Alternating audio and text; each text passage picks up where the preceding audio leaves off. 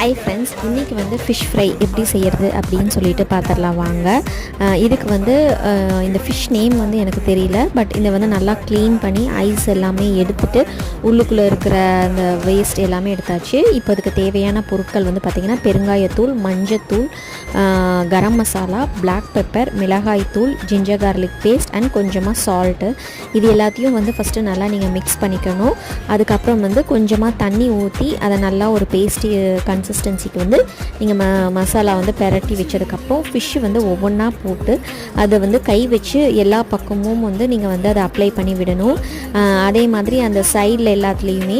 So அதை வந்து ஒரு 30 மினிட்ஸ் நீங்கள் ஃப்ரிட்ஜில் வச்சாலும் சரி, இல்லை வெளியில் சன்னு படுற இடத்துல வச்சாலும் சரி, நல்லா வந்து அந்த மசாலா வந்து எல்லாமே ஃபிஷ்ஷில் வந்து இறங்கினதுக்கப்புறமேட்டு நீங்கள் வந்து ஒன்றா எண்ணெயில் போட்டு பருப்பு சாதமும் கூட வச்சு சாப்பிட்டிங்கன்னா ரொம்பவே சூப்பராக இருக்கும். ட்ரை பண்ணி பாருங்கள். தேங்க்யூ, பாய்.